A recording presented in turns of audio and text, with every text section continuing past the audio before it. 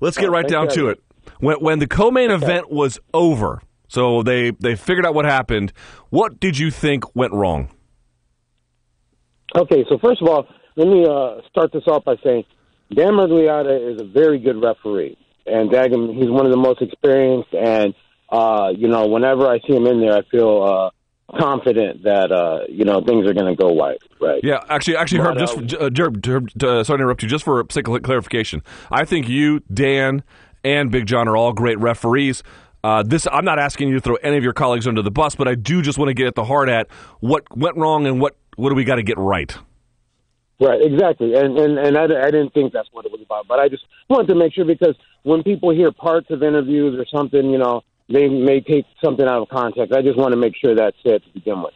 Sure. I believe that he had a difficult situation because, as far as for refereeing is concerned, position is one of the things you might have to focus on first. You have to be in a good position to see something and a good position to intervene.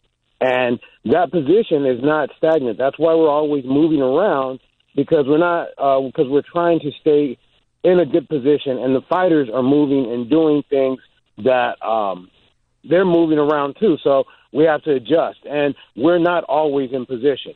We're trying to adjust to be in position most of the time. Okay, so the call that happened is a very difficult call, grounded opponent. The way I like to enforce that rule is I tell the fighters that I'm calling supporting weight. Even when it was the old rule of one hand or two hands, I'm not sure why it was changed. One was good enough for me. But the bottom line, what I'm looking for is it supporting weight, not just touching? And that's what I call. And so I believe that, and I would like to think that I would not have called that as a ground opponent.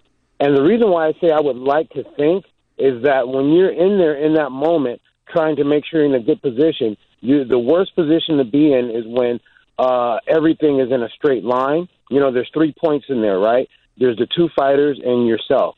You want to make a triangle, basically. And that's the best position, and anytime it's in a straight line, of course, that's the worst position. And as they move, sometimes you're caught in that position. And so I would like to think I would have been in a good position to see what was going on so that I could call it as not a grounded opponent, and then we wouldn't have had any problems to begin with. So that's I think, the first thing. I think that even though if he had called it that way, of course, people would have things to say, but I think I would have felt good about that. I agree that Dan's position wasn't great, but even then I forgive him for stopping the fight because, look, there are going to be cases where you do have a good position and it's still going to be hard to tell. So good officials can make bad calls, especially without the technological aids. Now, again, Herb, I know you're in the refereeing and officiating community, but it just seems to me at this stage of the game, if you're at a UFC pay-per-view and a company that has the financial infrastructure and resources to provide any wanting commission with instant replay, it is negligent for a commission to not allow it. How is it possible that in New York State we don't allow for instant replay? Yeah, that's a question I have there too. Why they chose not to do that, and I don't know. I haven't talked to them about it. I spoke with them a few times. I actually haven't been licensed to work in New York State at this. They've called me once, and I think I had another date that. But so I actually haven't worked there yet. Okay, but I believe that they should use instant replay, but what happened is even without instant replay. There is in a lot of ways that people use replay. Like there's some states where replay isn't in use, and what we use, what is in place is polling, and I believe polling is in place there, and that's how they came to the decision. I think Murgliata polled another official, I believe Big John.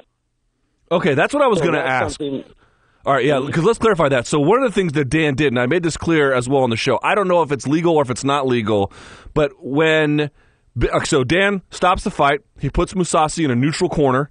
He then brings in the ringside physician to evaluate Chris Weidman. It is believed at that time it's an illegal strike. He has 5 minutes. At some point in that space, Dan goes and speaks to John McCarthy. John McCarthy tells him that the fight or the strikes were legal. Number one, is that interaction allowed? And number two, even if it is, if you don't have replay, isn't that information immaterial? If the referee is not in a good position to see if it was a foul or a fair blow, and it's used just like replay, usually used for fight-ending injuries to determine whether or not it was due to a fair or a foul blow. And so you can pull the other officials, if you didn't see it. And so the way you do that is you don't ask everyone and everyone weighs in on it. What you do is you ask officials until they say that you ask them, did you see what happened? If the first guy says, no, I didn't see what happened, go to the next one. Did you see what happened? Yeah, it happened right in front of me. This is what happened. And that's what you go with. Got it. So that's totally above board, just to clarify. Yes. Yes, it is. Wow. Have you ever used that in a bout? Yes. Can you think of an example? I can't think of one right off the bat, but if it happened in a position where I was in there, I use that. And people can use it. I mean, and if you're using that, I mean, maybe by the time you get out there, maybe another official saw the replay because the replay is sitting right there. You know what I mean? It's going to be probably being replayed on the big screen, during that time. And also the way the mechanic goes is you want to deal with the injury first. And so you don't want to, you always want to make sure that the guy's okay. And during that time, maybe you might get some more information about whether it was a fair or a foul blow. But the way you should do is always for safety, for one reason, you deal with the injury. And also, you don't want a fighter's decision, whether to continue or not, to be influenced by what he thinks the outcome is going to be as to regards of whether it was a fair or a foul blow. He goes back to Chris Weidman, who's still seated on his rear end, by the way, and he says, Chris, those knees were legal. Is that reversing the call? What is that? Well, what it is he thought that there was a foul, and he stopped the fight because he thought there was a foul, and then information came to him that it was not a foul and that it was a fair blow. Got it. Okay. But he still had 5 minutes technically, right? Oh, well, that is actually, you don't have 5, you have up to 5 minutes. And that's decided, with a situation like that, that's decided by the referee and the doctor together.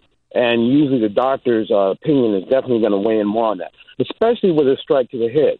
Let's say someone's been hit to the head, whether it's a fair or foul blow, a foul, and you want to give him time to recover. If after a couple of minutes the guy says, I'm seeing double and whatnot, then of course you're not going to give him more time because, maybe he needs medical attention at that time. And that's why you have the doctor there to decide that, Gotcha. So that's to discretion. The fighter can't say, hey, give me my 5. If you're not ready to fight yet after a couple of minutes due to a strike to the head, then we're going to take care of you. Gotcha. Now, where is up to, and so all fouls have up to 5 minutes, but it's at the discretion of the referee and the doctor. The only one that is where a fighter has 5 minutes, where he can decide that time, is a strike to the groin. Groin Got strike, it. the fighter can turn because.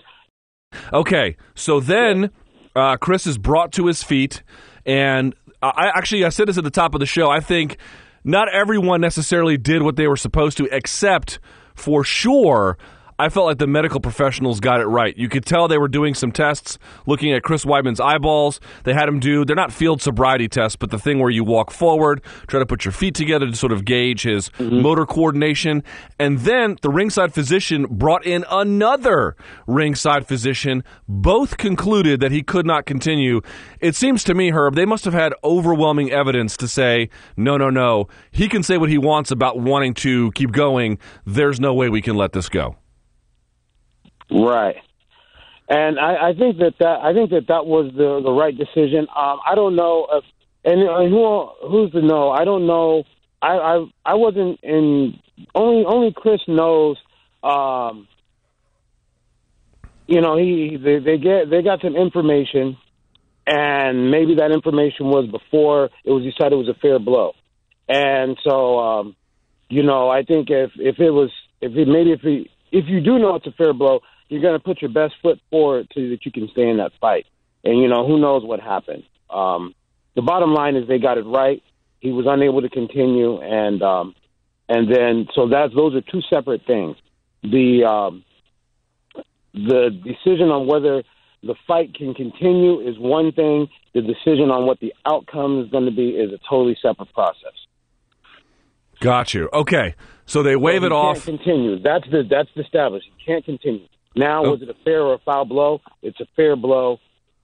Win goes to Musasi. Got it. All right.